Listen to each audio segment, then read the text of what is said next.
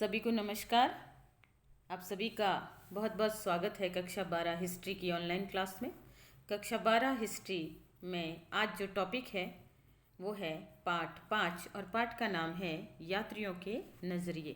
तो यात्रियों के नज़रिए में ये जो पाठ है हमारा, इसमें जो विभिन्न यात्री जो विदेशी थे और वो भारत में आए थे और उन्होंने भारत को किस नज़रिए से देखा, किस दृष्टिकोण से देखा, उसका जो है उसको आज हम इस पाठ के माध्यम से, नोट्स के माध्यम से समझने का प्रयास करेंगे। तो हम समझते हैं नोट्स को।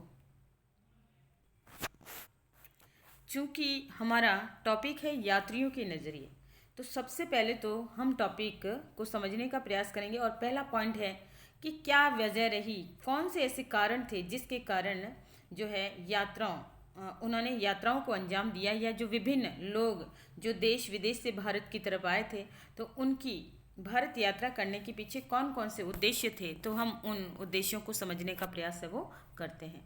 तो अगर हम उद्देश्य को देखें तो सबसे पहला उद्देश्य यहाँ पे दिखाई दे रहा है आपको कि महिलाओं और पुरुषों ने रोजगार की तलाश हेतु भी ये यात्राएं की थी। रोजगार यानी कि उन्हें किसी न किसी प्रकार के काम की तलाश थी, या कह सकते हैं पैसा कमाने के उद्देश्य से उन्होंने ये यात्राएं की होगी। तो ये विभिन्न महिलाएं और पुरुष दोनों ही इन यात्राओं में शामिल थे और उनका प्रथम उद्देश्य है कि किसी न किसी प्रकार से रोजगार को प्राप्त करना। फिर दूसरा पॉइंट है हमारा, जैसे कि प्राकृतिक आपदाओं जैसे बाढ़, सूखा, भूकंप इत्यादि से बचाव के लिए भी लोगों ने यात्रा की थी। जैसे कि कई बार समय जब विपरीत होता है और कई बार प्राकृतिक आपदाएं हमारे आमने सामने आ जाती है, और ऐसे में जैसे बाढ़ जिसमें बहुत ज़्यादा जल का प्रभाव या जल का स्तर है वो बढ़ जाता है। वहीं सूखा यानी अकाल की स्थितियाँ, भूकंप जैसी आपदाएं आ जाती है, तो लोग क्या करते हैं, ऐसे में लोग अपने बचाव के तरीके ढूंढते हैं। और ऐसे में जिन इलाकों में ये सारे हालात पनप जाते हैं, उन इलाकों से लोग हैं वो, या उन क्षेत्रों से लोग हैं वो बाहर की तरफ निकलने की कोशिश करते हैं ताकि उनका जीवन बच सके। तो ऐसे में बहुत सारे यात्री, बहुत सारी महिलाएं, बहुत सारे पुरुष, उन्होंने इस उद्देश्य से भी यात्राएं की थी या वो बाहर दूसरे राष्ट्रों की तरफ गए। तीसरा पॉइंट है व्यापारियों, सैनिकों, पुरोहितों और तीर्थयात्रियों के रूप में भी लोगों ने यात्राएं की। यानी कि कुछ ऐसे लोग भी थे, चाहे वो व्यापारी, यानी व्यापार में क्या होता है, लोग एक स्थान से दूसरे स्थान तक जाते हैं। व्यापारी में अलग अलग श्रेणियां होती है, कुछ छोटे व्यापारी होते हैं, कुछ बड़े व्यापारी होते हैं, कुछ बहुत ही बड़े व्यापारी जिन्हें कह सकते हैं देश विदेश में जिनका व्यापार फैला होता है। तो क्या करते हैं, ये अपने व्यापार को विस्तार देने के लिए देश विदेश की यात्रा करते हैं, विभिन्न क्षेत्रों की सीमा को पार करते हैं। सैनिक जो कि सेना का हिस्सा होते हैं, किसी भी राष्ट्र की सेना, और ये पुरोहित जो कि धार्मिक धर्म से जुड़े हो सकते हैं, तीर्थयात्री। और इसके अलावा लोगों को अगर किसी विभिन्न स्थान विशेष की यात्रा करनी है तो जो है अपने देवी देवताओं के विशिष्ट स्थानों की तरफ भी जाते हैं। तो कुछ ऐसे लोग भी हैं जिन्होंने इन सब उद्देश्यों से यात्रा की, जैसे सैनिक सेना के उद्देश्य से किसी अपने देश की सीमा को छोड़कर किसी और सीमा की तरफ जाना। पुरोहित यानी धार्मिक वर्ग कह सकते हैं, जो धर्म और कर्मकांड से जुड़े हुए लोग। और तीर्थयात्री यानी लोग विशिष्ट प्रयोजन के साथ यात्रा करते हैं अपने देवालय, देव मंदिरों को जानने के लिए। तो ये भी यात्रा का एक तरीका था। और फिर हम देखते हैं चौथा पॉइंट है साहस की भावना से प्रेरित होकर भी लोगों ने यात्राएं की। ऐसे लोग जो कुछ अलग जानने की भावना रखते थे, कुछ और पहचानने की भावना रखते थे, उन्हें पता है कि रास्ते में अनेक प्रकार की मुसीबतें आएगी, परेशानियां आएगी, लेकिन फिर भी वो साहस की भावना से प्रेरित होकर अपने उद्देश्यों की पूर्ति करने के लिए निकले। तो ये 4 पॉइंट आते हैं जिसमें हम समझ रहे हैं कि ये सारे मेन कारण थे जिसके कारण उन विदेशी यात्रियों ने, या कह सकते हैं लोग हैं, ये यात्राएं करते हैं। तो ये पॉइंट इसमें सम्मिलित है।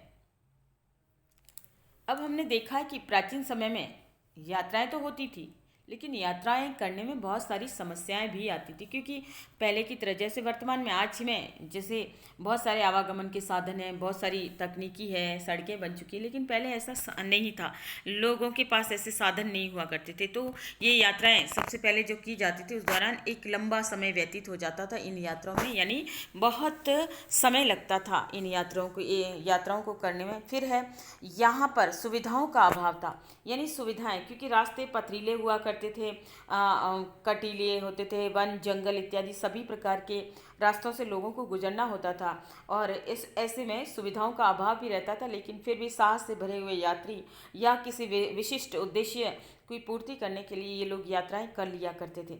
फिर है समुद्री लुटेरे का भय, कि समुद्री लुटेरे ऐसे ही जो है, जो लोग जहाज़ों के माध्यम से विदेशों की यात्राएं करते थे तो वहाँ पर बीच में समुद्री लुटेरे भी होते थे जो कई बार जहाज़ों को लूट लिया करते थे और इस प्रकार से ये भी जो है संकट या समस्या उनके सामने उत्पन्न हो जाती थी। फिर प्राकृतिक आपदाएं, कई बार जैसे समुद्र की अगर समुद्री यात्राएं कर रहे हैं तो समुद्र में अचानक से ज्वार भाटा आ जाना या तीव्र लहरों का हो जाना, बाढ़ के हालात हो जाना, और इसके साथ ही अगर प्राकृतिक रूप से सीधे तौर पर स्थल मार्ग से भी यात्राएं कर रहे हैं तो भूकंप आ सकता है, बाढ़ आ सकती है, तो किसी भी प्रकार की प्राकृतिक आपदाएं भी लोगों के लिए समस्या का कारण बन जाती थी। फिर बीमारियां या महामारियां, जैसे प्लेग नामक बीमारी, प्लेग है और भी अनेक प्रकार की संक्रमित रोग है वो फैल जाया करते थे, तब भी लोगों को ये समस्याएं आती थी। ज्वर का हो जाना, तपेदिक बीमारी हो जाना, तो अनेक प्रकार की बीमारियां पहले हुआ करती थी, तो ये भी लोगों के लिए जो है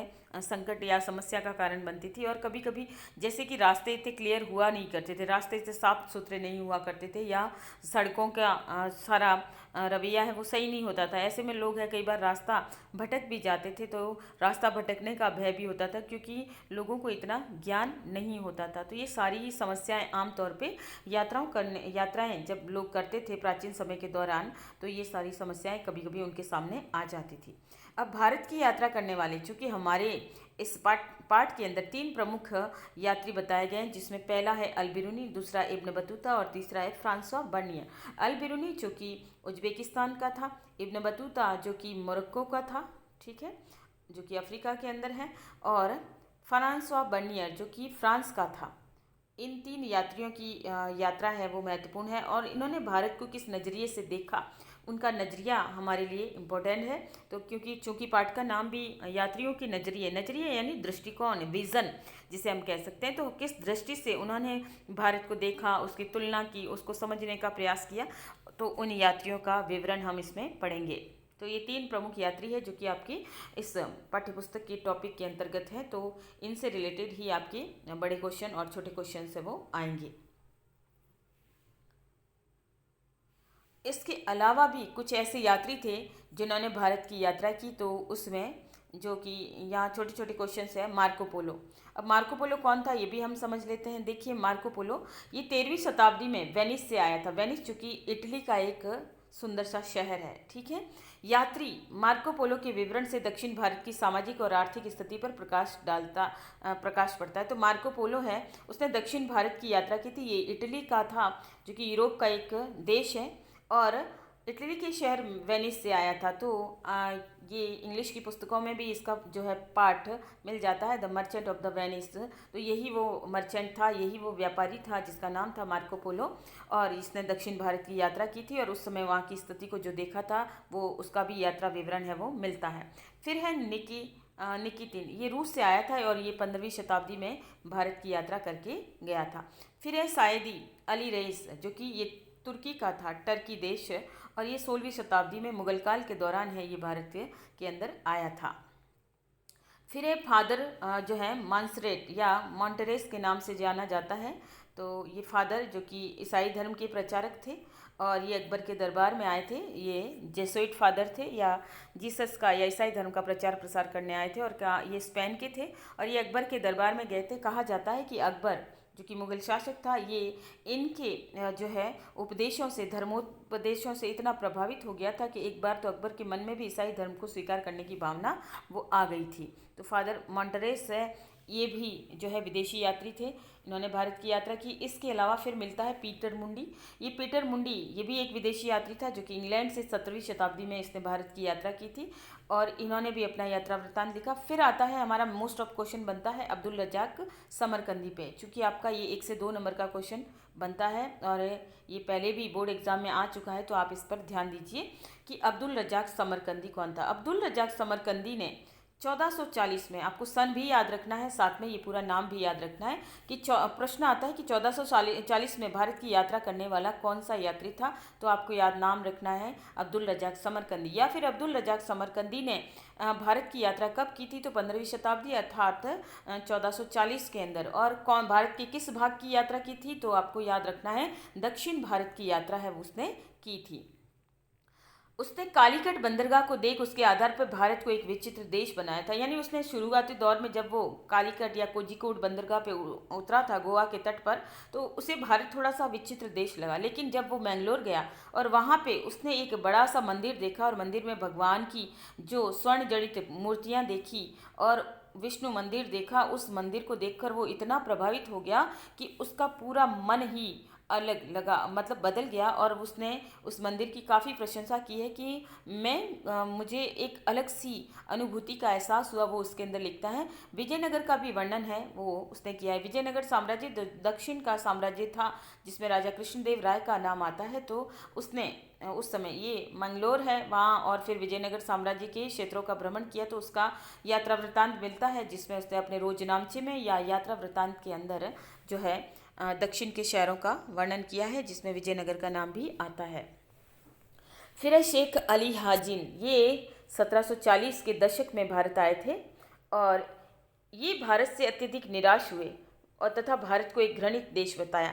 जैसे कि शेख अली हाजिन हैं, ये कह सकते हैं महत्वाकांक्षा के साथ भारत में आए थे और इनको ये लगता था कि जब वो भारत जाएंगे या भारत में जब उनका कदम रखेंगे तो वहाँ पे उनका भव्य स्वागत होगा, ऐसा ये सोच कर आए थे। लेकिन जब ये भारत की तरफ आए और उनको ऐसा कोई भी खास कोई स्वागत नहीं हुआ और जैसी उन्होंने उम्मीद की थी उस उम्मीद के अनुसार उन्होंने भारत को नहीं पाया, तो उनका मन है वो निराश हो गया और इसलिए उन्होंने भारत को एक घृणित देश, यानी उनके मन में थोड़ी सी घृणा है वो भारत के प्रति भर गई थी या नफरत भर गई थी। फिर है महमूद वली बल्खी।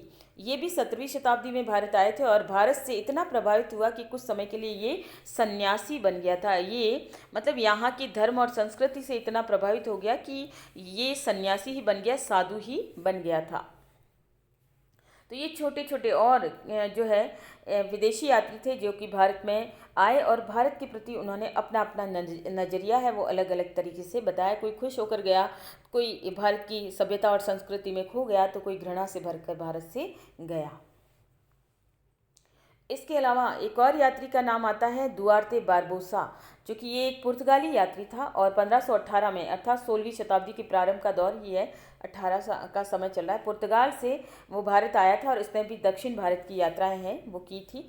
फिर है बैप्टिस्ट तेवेनियर। बैप्टिस्ट तेवेनियर है, ये भी एक यूरोपियन यात्री था और ये फ्रांस का रहने वाला था। 17वीं शताब्दी में ये भारत आया था और ये एक बहुत बड़ा जाना माना एक व्यापारी भी था और साथ में जौहरी अर्थात बहुमूल्य हीरे मोती जवाहरात इनका जो पारखी होता है, और उसने भी कम से कम भारत की यात्रा 6 बार की थी और उसने भारत को एक कह सकते हैं कि आशाओं से भरा हुआ देश है उसने बताया था, क्योंकि यहाँ पे उसके व्यापार को काफ़ी जो है सम्मान मिला या उसको जो चाहिए था उसे भारत में यहाँ मिला था और इसी वजह से उसने भारत की कई बार यात्रा की और कम से कम उसने भारत की 6 बार यात्रा की थी। तो वो उसने अपने व्यापारिक उद्देश्य से भारत की यात्रा की थी और उसे उम्मीदों से भरा हुआ देश है वो बताया था। तो कुछ यात्री तो प्रभावित होकर चले गए और कुछ है वो घृणा और निराशा के साथ भारत से चले गए। तो अब हमारा पाठ्य पुस्तक में पहला यात्री आ रहा है वो है अल बिरूनी, जो कि आपके 3 मुख्य टॉपिक है अब अल बिरूनी, इब्न बतूता और फ्रांसवा बर्नियर। तो अल बिरूनी का जीवन, यानी अल बिरूनी कौन था उसका जीवन परिचय हम समझ लेते हैं। अल बिरूनी का जन्म है 973 ईस्वी के अंदर ख्वारिज़म में हुआ था, जो कि आधुनिक उज्बेकिस्तान में उसका जन्म हुआ था। ख्वारिज़म शिक्षा का एक महत्वपूर्ण केंद्र था, यानी जिस इलाके में या जिस क्षेत्र में अल बिरूनी जन्मा था वो काफ़ी महत्वपूर्ण क्षेत्र था और अल बिरूनी ने उस समय उपलब्ध सबसे अच्छी बेहतर शिक्षा है वो प्राप्त की थी, यानी एक सभ्य समाज से रिलेटेड हम कह सकते हैं और उसने अच्छे से शिक्षा वगैरह प्राप्त की थी। ये भी एक अच्छा लेखक था और कह सकते हैं कि बेहतर और सभ्य पुरुष माना जा सकता है। वह कई भाषाओं का ज्ञाता था, यानी अल बिरूनी है वो कह सकते हैं कि एक विद्वान था जिसने सीरियाई को सीख रखा था, फारसी हिब्रू भी आती थी और संस्कृत भाषा भी आती थी। तो संस्कृत है वो हिंदुस्तान में रहकर उसने सीखी थी, सीरियाई जो है सीरिया और उस आसपास के प्रदेशों की भाषा है, फारसी ईरान इराक वहाँ से इस्लामिक कंट्री में बोली जाने वाली भाषा है, और ये हिब्रू है जो कि अरमाइक और कुछ मिली जुली भाषा से बनी हुई भाषा है वो हिब्रू कहलाती है। तो वो कई भाषाओं का पारखी था या उसे ज्ञान था। हालांकि वह यूनानी भाषा का जानकार नहीं था, यानी उसे यूनानी भाषा नहीं आती थी, परंतु फिर भी वो यूनानी दार्शनिक जिनका नाम है प्लेटो तथा अन्य यूनानी दार्शनिकों के कार्यों से पूरी तरह परिचित था। अर्थात वो भले ही यूनानी भाषा नहीं जानता था, लेकिन उसे विदेशी ज्ञान था। वो जो है यूनान के प्रमुख दार्शनिक प्लेटो और अरस्तु इनके बारे में भी वो जानता था, और जिन्हें अरबी भाषा के अनुवादों के माध्यम से उसने पढ़ा था। चूँकि उसे पढ़ने में जानने में ज़्यादा रुचि थी, तो उसने जो चीज़ उसे समझ में आई उसका अनुवाद है उसने अपनी भाषा अरबी भाषा में किया, और ताकि लोग उसे आसानी से पढ़कर समझ सके, ज्ञान को प्राप्त कर सके, और उसने एक तरह से ट्रांसलेटर का काम है उसने किया था।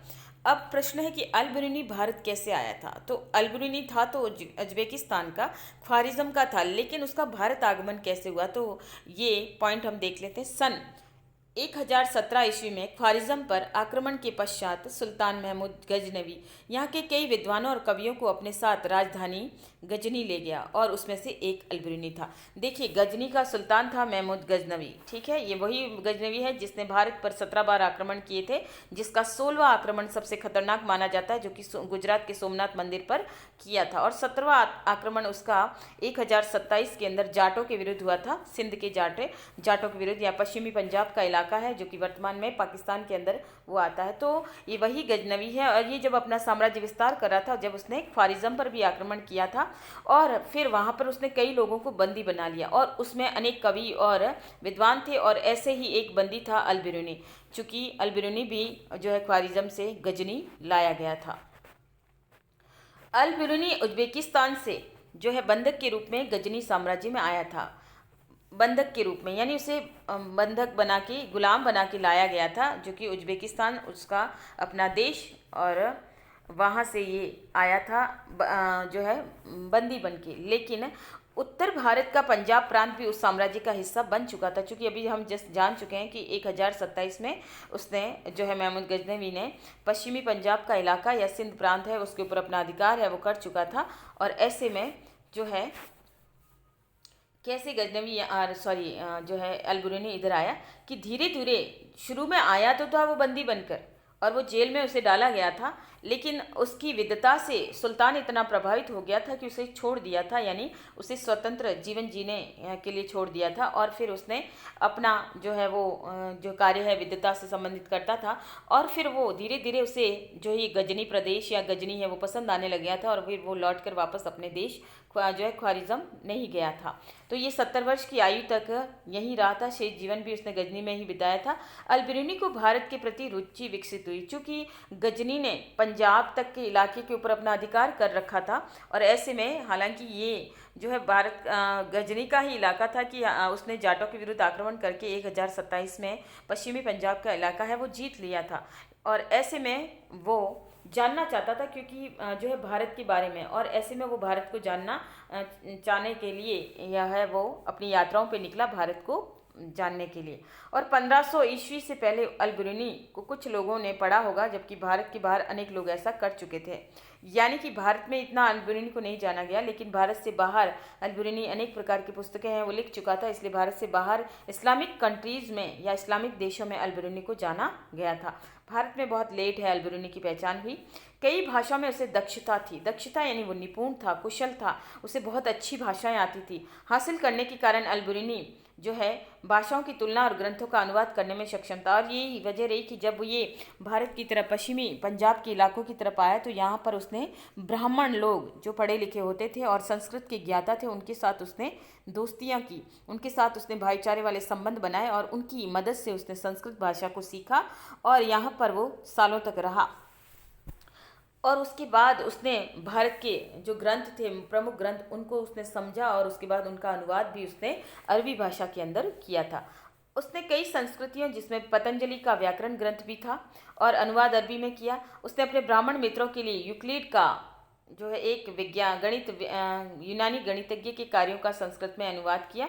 तो ये सारे कार्य उसने जो है किए हैं। तो उसने संस्कृत में अनुवाद किया, और इस प्रकार से जो है उससे भारत से कुछ मिला ही था या कुछ लेकर ही वो गया था। अब अल बिरूनी की यात्रा। उसकी यात्रा कैसी रही या भारत के प्रति उसका यात्रा किस प्रकार से उसने संपन्न की थी। हालांकि उसकी यात्रा का कार्यक्रम स्पष्ट नहीं है, फिर भी प्रतीत होता है कि उसने पंजाब और उत्तर भारत के कई हिस्सों की यात्रा की थी। अल बिरूनी ने ब्राह्मण, पुरोहित और विद्वानों के साथ कई वर्ष बिताए और संस्कृत, धर्म और दर्शन का ज्ञान उसने प्राप्त किया था। चूंकि ये एक विद्वान ही था और ऐसे में उसने यहाँ के जो विद्वजन हुआ करते थे, ब्राह्मण, पुरोहित, इन विद्वानों के साथ उसने दोस्तियाँ, मित्रता प्रगाढ़ की और उसके बाद यहाँ पर उसने संस्कृत, धर्म, दर्शन आदि का ज्ञान प्राप्त किया और जो उसे समझ में आया, जो ग्रंथों को पढ़ने के बाद या विद्वानों से समझने के बाद उनका अनुवाद है उसने अरबी भाषा के अंदर किया। उसके लिखने के समय यात्रा वृत्तांत अरबी साहित्य का एक मान्य हिस्सा बन चुके थे, यानी कि बहुत सारे लोग हैं वो लिखते थे और अरबी में काफ़ी जो है मान्यता मिली हुई थी।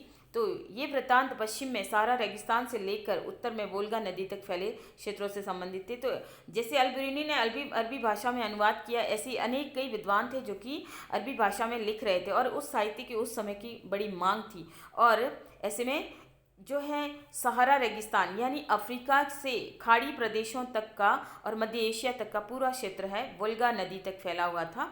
तो वोल्गा जो कि ऑक्सस नदी तक का फैला हुआ मध्य एशिया का इलाका, जहाँ तक सारी जगह है अरबी भाषा में अरबी भाषा में लिखा हुआ साहित्य है वो जो है मान्य था या लोग उन्हें पढ़ना पसंद करते थे। अब हमारा मुख्य प्रश्न आता है किताब उल हिंद। जैसे प्रश्न आ सकता है किताब उल हिंद पर लेख लिखिए। उल हिंद से तात्पर्य हिंदुस्तान। तो अब इसकी विशेषताएं क्या क्या है, तो प्रश्न आपका उल हिंद के लेख के ऊपर आपको सारा इसमें डालना होता है, सारा लिखना होता है कि इसकी क्या क्या विशेषताएं। तो अल बिरूनी द्वारा अरबी भाषा में लिखी गई पुस्तक है जिसका नाम है उल हिंद और इसकी भाषा कैसी है, सरल और सहज है, स्पष्ट है, यानी साधारण तरीके से उसने अपनी पुस्तक है वो लिखी है। ये एक विस्तृत ग्रंथ है, यानी जो अल बिरूनी ने उल हिंद लिखा है उसमें काफ़ी हद तक सारी जानकारियाँ मिलती है हिंदुस्तान के बारे में, जो धर्म और दर्शन के बारे में जानकारी देते हैं, यानी यहाँ के धर्म, यहाँ की आध्यात्मिक तरीका, इसके अलावा त्यौहार कौन कौन से मनाए जाते थे, खगोल विज्ञान, रीति रिवाज तथा प्रथाओं, सामाजिक जीवन, भार तोल, मापन, विधियाँ, मूर्तिकला, कानून, मापतंत्र विज्ञान आदि विषयों पर ये किताब है वो 80 अध्याय में विभाजित है। अर्थात कहने का मतलब है कि अल बिरूनी ने ये एक विस्तृत ग्रंथ के रूप में लिखा जिसमें भारत भूमि की संपूर्ण जानकारी उसने जुटाने का प्रयास है किया है। और ये किताब कुल पूछा जाने वाला प्रश्न है कि अल बिरूनी का जो ग्रंथ है उल हिंद वो कितने भागों में, कितने अध्याय में विभाजित है, तो आपको याद रखना है 80 अध्याय में ये पुस्तक है वो विभाजित है। सामान्यतः अनेक इतिहासकारों का मानना है कि अल बिरूनी की ज्यामितीय संरचना स्पष्टता का कारण गणित की ओर झुकाव था, कि अल बिरूनी ने जो अपना ये ग्रंथ जो लिखा उसमें उसने कई तरह की, जैसे हिसाब किताब करना, जोड़ बाकी गुणा भाग वगैरह। तो जोड़ बाकी गुणा भाग से तात्पर्य है उसने हर एक चीज़ का निचोड़ निकाला, उसे समझने का प्रयास किया, उसके पीछे रीजन्स जाने, उसका उद्देश्य उसने जाना। तो इस कारण है उसके ग्रंथ को ज्योमेट्रिकली संरचना के नाम से भी जाना जाता है। उसमें स्पष्टता और मुख्य कारण है गणित की ओर झुकाव था। तो उसने हर चीज़ को डीपली समझने का प्रयास किया, तो इसका और हर चीज़ का उसने निचोड़ निकाला है, यानी पूरा हिसाब किताब उसने किया है। तो इसका रीज़न था कि वो एक अच्छा गणितज्ञ भी रहा होगा और गणित की ओर उसका झुकाव था, तो उसने हर चीज़ को जो है अपने तरीके से समझने का प्रयास है वो किया था। अल बिरूनी जब भारत आया तो उसे भारत को समझने में बहुत सारी बाधाएं आई। कारण था, पहली तो बाधा आ रही है भाषा की बाधा, क्योंकि वो एक संस्कृति अलग थी, भाषा अलग थी, तो अल बिरूनी को भी इन सब का सामना करना पड़ा। अल बिरूनी अपने लिए निर्धारित उद्देश्य में निहित समस्याओं से परिचित था। जब अल बिरूनी अपनी यात्रा पर निकला था, ठीक है ना, उसे पता था कि ये सारी समस्याएं उसके सामने आएगी। उसने कई अवरोधों की चर्चा भी की है। अवरोध यानी कि परेशानियां, समस्याएं, रुकावटें जो आती है और उसके अनुसार समझ में बाधक थे, और यही वजह थी कि कैसे वो और अच्छे से समझ पाता भारत को, लेकिन उसके सामने कुछ मुसीबतें थी, कुछ समस्याएं थी। पहली उसकी समस्या थी भाषा कि सबसे बड़ी भाषा वो जो था वो अरबी भाषा था, अरबी भाषा का जानकार था, हिब्रू का जानकार था, फारसी का जानकार था, लेकिन उसे भारत प्रदेश की भाषा नहीं आती थी और यहाँ पे संस्कृत बोली जाती थी। संस्कृत अरबी और फारसी से इतनी भिन्न थी कि अनुवाद करना आसान नहीं था, कि अरबी और फारसी जो है इस्लामिक भाषा से संबंधित मानी जाती है, इस्लाम से संबंधित मानी जाती है, अरबी, फारसी, उर्दू, हिब्रू ये सारी भाषा। लेकिन संस्कृत अपने आप में एक अलग भाषा है और अलबरूनी के लिए सबसे बड़ी जो समस्या थी वो भाषा की समस्या थी। हालांकि उसने यहाँ पर रहकर सालों तक उसका अध्ययन किया और फिर उस भाषा को उसने अपने ब्राह्मण मित्रों से दोस्तियाँ प्रगाढ़ करके सीखने का प्रयास भी किया था।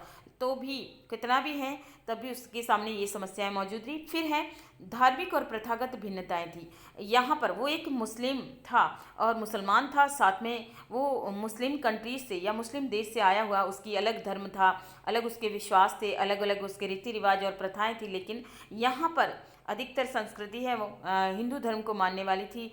हिंदू धर्म के देवी देवता अलग थे, धार्मिक विश्वास अलग थे, लोगों के रीति रिवाज प्रथाएं भिन्नताएं थी प्रथाओं में। तो इस वजह से भी उसे समझने में थोड़ी परेशानी आई, क्योंकि जैसे सहज जैसा हम देखते हैं उसको तो हम फिर भी जल्दी से स्वीकार कर लेते हैं, लेकिन जैसा हमने नहीं देखा उसको समझना मुश्किल हो जाता। ठीक अलबरूनी के लिए भी कुछ इस प्रकार की समस्याएं भी आई।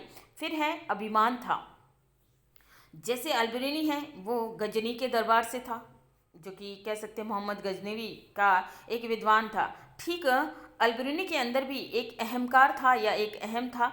और वहीं भारतीय पुरोहित, भारतीय ब्राह्मण जो संस्कृत भाषा के जानकार थे, उनके अंदर भी एक अपने आप में लेकर, क्योंकि ये अगर देखे जाए वर्ण व्यवस्था से संबंधित माना जाए तो ये प्रथम वर्ण था, तो ये भी अपने आप में स्वाभिमानी या अपने आप में जो है अभिमान था। तो ऐसे में झुकाव अब उससे आसानी से हुआ नहीं। जैसे मित्रता गाड़ने के लिए हमें झुकना पड़ता है, बार बार प्रयास करने पड़ते हैं, तो अलबरूनी के सामने भी ये समस्या थी कि वो है आसानी से झुक नहीं सकता था। और वहीं उसके ब्राह्मण मित्र है तो वो भी समाज का प्रथम वर्ण थे और विद्वान थे, संस्कृत के ज्ञाता थे और समाज में उनको बहुत मान सम्मान था। तो अभिमान का प्रश्न भी था कि वो झुके या न झुके।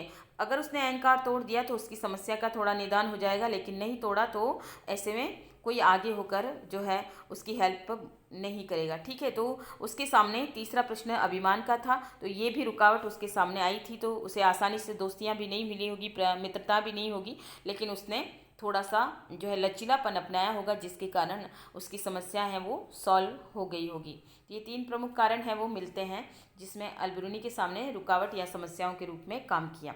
ध्यान रखने वाली बात यह है कि इन समस्याओं की जानकारी होने पर भी अलबरूनी पूरी तरह से ब्राह्मणों द्वारा रचित कृतियों पर आश्रित था, कि उसे पता है कि ये सारी समस्याएं उसके सामने आएगी। लेकिन जब उसने ब्राह्मणों को अपना मित्र बना दिया, सीमांत प्रदेश के जो ब्राह्मण विद्वान थे उनको अपना मित्र बनाया और उनसे संबंधित रचनाएं कृतियाँ वो पढ़ी, लेकिन उसे नहीं समझ में आती थी। तो ऐसे में उसने उन मित्रों से उन कृतियों का अनुवाद है वो जाना और इस प्रकार से वो पूरी तरह से ब्राह्मणों पर आश्रित हो गया। वो भारतीय समाज को समझने के लिए वेद, पुराण, भगवत गीता, पतंजलि की कृतियाँ और मनुस्मृति आदि पर निर्भर रहा, कि भारतीय वेद पुराण जो कि भारतीय संस्कृति, सभ्यता, वैदिक काल, इन सब के बारे में महत्वपूर्ण जानकारियाँ देते हैं। तो उसने ये सारे हमारे धार्मिक ग्रंथों को पढ़ने का प्रयास किया और साथ में ब्राह्मणों से उसने ये सब जानने का प्रयास किया। तो वो पूरी तरह से ब्राह्मणों के ऊपर आश्रित था, उन विद्वानों के ऊपर आश्रित था जो उसे ये सारी चीज़ों को जो है सरलार्थ या सरलीकरण के माध्यम से समझा सकते थे।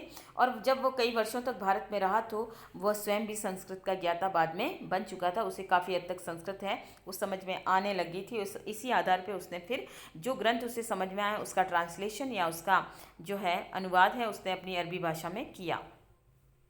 अलबरूनी संस्कृत के विषय में लिखता है कि संस्कृत भाषा सीखना आसान नहीं है, क्योंकि अरबी भाषा की तरह शब्दों और विभिन्नता, लोकोक्तियों दोनों में ही इस भाषा की पहुंच बहुत विस्तृत है। यानी संस्कृत को उसने एक बहुत ही गहरी और जो है बड़ी भाषा बताया जिसे कोई भी आसानी से नहीं सीखता। क्योंकि देखा जाए तो संस्कृत अपने आप में जो है काफ़ी कठिन है, बहुत सारे श्लोक्स मिल जाते हैं, उसका अनुवाद हमें समझने पड़ता है। तो यहाँ अलबरूनी के लिए भी इसी प्रकार की ये भाषा है वो थोड़ी समझ से बाहर थी, लेकिन उसने कहा कि इस भाषा की पहुँच बहुत विस्तृत है, अर्थात ये भारत के बहुत हिस्सों में इसे बोला जाता है, जाना जाता है और इसकी एक पहचान है। इसमें एक ही वस्तु के लिए कई शब्द मूल तथा व्युत्पन्न प्रयुक्त किए जाते हैं। जैसे कि पर्यायवाची के तौर पे हम कह सकते हैं एक ही चीज़ को अलग अलग नामों से भी बुलाया जाता था। तो यहाँ पर उसके लिए ये चीज़ समझना थोड़ा मुश्किल हो जाता था क्योंकि वो विदेशी था। जैसे यहाँ के मूल भारतीय लोग थे उनके लिए तो वो शब्द है वो दिन रात को सुनने में आता था, तो उनके लिए सरल था। लेकिन अलबरूनी के लिए अलग अलग शब्द, एक ही शब्द को अलग भाषा में बोलना तो उसके लिए थोड़ा कभी कभी कठिन हो जाता था और उसके मन में विभिन्न भाव जागृत हो जाते थे कि क्या ऐसा है या क्या यही उसी शब्द के लिए ये काम में लिया जा रहा है या नहीं। तो इस प्रकार से उसके सामने ये समस्या भी मौजूद रही थी। अब अल बिरूनी ने जो किताब उल हिंद लिखी या लेखन कार्य जो उसने किया, उसके लेखन कार्य की हमें कौन कौन सी विशेषताएं देखने को मिलती है। तो पहला कि उसने अपने लेखन कार्य में अरबी भाषा का प्रयोग किया, क्योंकि वो खुद ही एक अरबी भाषा का अच्छा जानकार था और उसने अपने लेखन कार्य में भी अरबी भाषा को ही चुना। इन ग्रंथों की लेखन सामग्री शैली के विषय में उसका दृष्टिकोण आलोचनात्मक था। आलोचनात्मक यानी कि उसने दोनों पॉइंट देखा, नकारात्मक पहलुओं को भी देखा और सकारात्मक पहलुओं को देखा। जो वेद पुराण उसने पढ़े तो उसने अपना दृष्टिकोण भी सामने रखा कि उसके पीछे क्वेश्चन मार्क भी लगाया उसके, और उसने उसके कारण भी उसने जो है उल हिंद किताब में लिखने का प्रयास है वो किया है। उसकी कथाओं में, ग्रंथों में दंत कथाओं से लेकर खगोल विज्ञान और चिकित्सा संबंधी कृतियां भी शामिल है, कि जिसका अनुवाद उसने किया है उसमें दंत कथाओं से तात्पर्य किंवदंतियां, जो कि लोक में प्रचलित कथाएं वगैरह होती है, उसके बारे में भी जानकारी मिलती है। इसके अलावा खगोल विज्ञान यानी कि जो है आकाशीय पिंडों की जानकारी जिसमें मिलती है, अंतरिक्ष का ज्ञान जिन माध्यम से मिलता है वो, और चिकित्सा संबंधी कि पतंजलि का व्याकरण वगैरह उसने पढ़ा है। तो इस प्रकार से उसने कई चीज़ें हैं यहाँ पर सीखी थी। तो ये सारी चीज़ों का उसने अरबी भाषा में अनुवाद है वो किया था।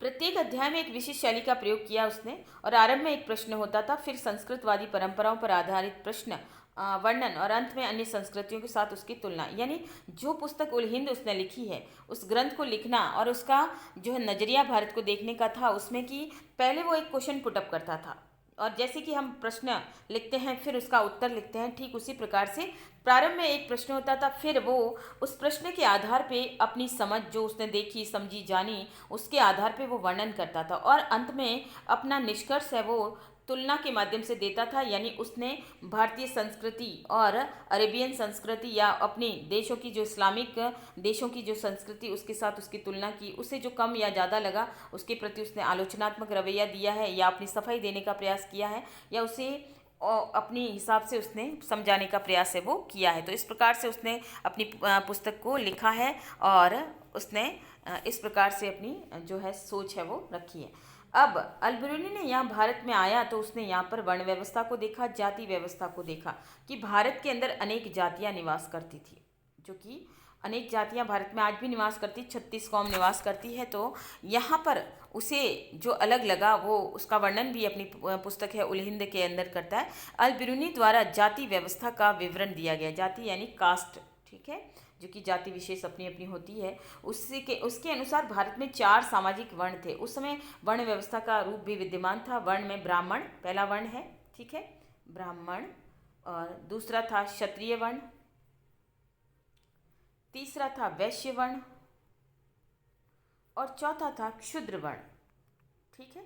जो ब्राह्मण हैं वो वेदों के पठन पाठन करने वाले, क्षत्रिय है जिनकी भुजाओं में दम होता था, न्याय व्यवस्था या जनता की सुरक्षा प्रदान करने वाले, वैश्य जो व्यापारिक गतिविधियों में जुड़े रहते थे, पशुपालन वगैरह करना, और शूद्र है जो इन तीनों वर्गों की सेवा करने वाले हुआ करते थे। तो यह वर्ण व्यवस्था थी। हालांकि दिखाना चाहता था कि फारस में भी 4 वर्णों की, सामाजिक वर्णों की मान्यता थी, कि यहाँ पर जैसे 4 वर्णों की मान्यता थी और उसमें भी जाति व्यवस्था का विवरण उसने देखा था। वो ये भी बताना चाहता था कि जैसे यहाँ पर वर्ग है वैसे ही वहाँ पर भी अलग वर्ग थे, जो कि उन्हें अलग अलग नामों से जाना जाता था, लेकिन उन्हें उनकी वहाँ की भूमिका अलग थी, यहाँ की भूमिका उनकी अलग थी। अब उसने जिन वर्गों का वहाँ पे वर्णन किया है अपनी किताब उल हिंद के अंदर, तो पहला वर्ग उसने घुड़सवार या शासक वर्ग बताया, यानी ये अभिजात वर्ग है, कुलीन और धनी और संपन्न वर्ग के लोग हैं जो अल बिरूनी ने अपने प्रदेशों में देखे थे। उसे घुड़सवार यानी सेना का हिस्सा, घुड़सवार यानी कह सकते हैं कि अश्व पर चलने वाले, और ये अभिजात हुआ करते थे, यानी धनी और संपन्न वर्ग से सम्माननीय वर्ग होता था। दूसरा उसने वर्ग बताया भिक्षु, पुरोहित और चिकित्सक का वर्ग बताया। भिक्षु यानी कि सन्यासी, पुरोहित यानी धार्मिक कर्मकांड से रिलेटेड, और चिकित्सक यानी अपनी वैद्य या चिकित्साएं देने वाला व्यक्ति, इलाज करने वाले, ठीक है। डॉक्टर तो उस समय हुआ नहीं करते थे, तो उन्हें चिकित्सक या फिर वैद्य जी कहा करते थे। खगोल शास्त्री और अन्य वैज्ञानिक उसने तीसरा वर्ग बताया। खगोल शास्त्री यानी अंतरिक्ष का ज्ञान रखने वाले, और अन्य जो है विज्ञान से संबंधित ज्ञान रखने वाले, जो तीसरा वर्ग है। और चौथा वर्ग उसने माना है कृषक या शिल्पकार, कृषक तथा शिल्पकार। कृषक यानी किसान, और शिल्पकार यानी जो हाथों से, हुनर से जो काम करने वाले विभिन्न लोग होते हैं, मूर्तिकार, पेंटर्स जो है, और भी अनेक प्रकार के शिल्पकार यानी लोहार वगैरह।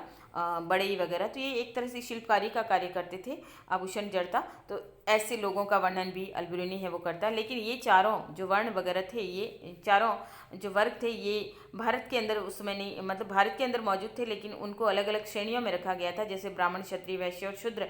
लेकिन वहाँ पर जो है अल-बिरूनी बताना चाहता है कि उसके वहाँ पे ये चार वर्ग है वो मौजूद थे।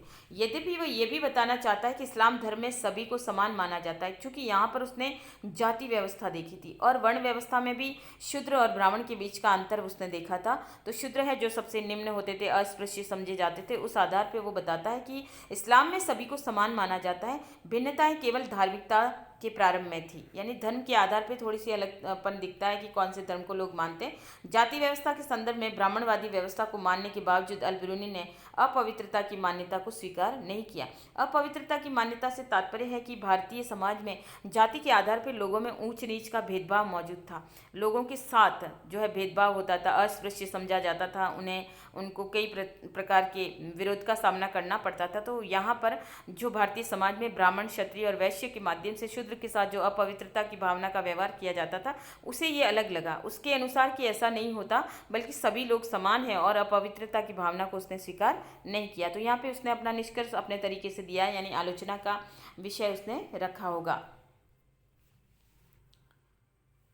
उसके अनुसार कि जाति व्यवस्था में निहित अपवित्रता की धारणा प्रकृति के नियमों के विरुद्ध है। यानी कि वो बताना चाहता था कि प्रकृति ने हम सबको एक जैसा ही बनाया है, तो कोई इंसान कैसे अलग अपवित्र हो सकता है, दूसरा कैसे महान हो सकता है। तो उसने ये भी लिखा है कि हर वस्तु जो अपवित्र हो जाती है उसकी पवित्रता की मूल स्थिति को पुनः प्राप्त करने का प्रयास करती है और उसमें सफल भी हो जाती है।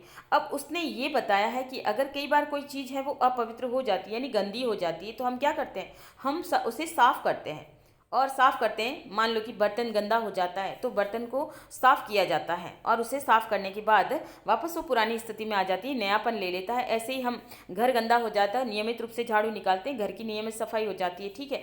यानी कि हर वो वस्तु जो गंदी हो जाती है उसे पुनः पवित्र किया जा सकता है, और जब पवित्र किया जाएगा, उसे साफ़ सुथरा किया जाएगा, तो वो पुरानी वाली कंडीशन में आ जाएगी, पुरानी वाली पोजीशन में आ जाएगी। और उसके अनुसार कि अगर कोई वर्ण समाज में अपवित्र है, या वो जो है मैला उठाता है या गंदगी साफ करता है, तो ऐसे में वो अपवित्र कैसे हो गया। बल्कि अगर वो इस कानून को छोड़ देता है, वो उस काम को छोड़ देता है, तो वो भी पवित्रता की स्थिति में आ जाएगा, जैसे कि मूल स्थिति में आ जाना, या बर्तन को जैसे साफ करने पर वो पुनः जो है नई स्थिति में आ जाता है। तो अगर व्यक्ति कोई भी निम्न वर्ण में जन्म लेता है और अगर वो अपने कार्य नहीं करता है इस प्रकार से, और वो अच्छे कार्यों को जो है करता है, तो ऐसे आधार पे वो भी मूल स्थिति को पुनः प्राप्त कर लेता है। तो फिर उसे अपवित्रता की भावना से क्यों देखा जाए, ये उसने अपना रीज़न दिया है, या अपना कंक्लूजन, अपना निष्कर्ष इस प्रकार से दिया है।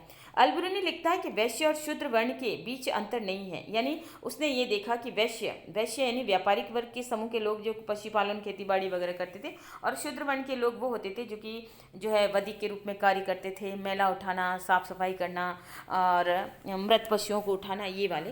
तो जो है इनके बीच अंतर नहीं, ये दोनों एक साथ एक ही गांव में रहते हैं, समान घरों में और समान आवासों में मिलजुल कर। यानी उसने यहाँ पर उन दोनों में ये कोई ज़्यादा भेद है वो नहीं देखा था। जाति व्यवस्था के बारे में अल-बिरूनी का विवरण संस्कृत ग्रंथों से पूरी तरह से प्रभावित है।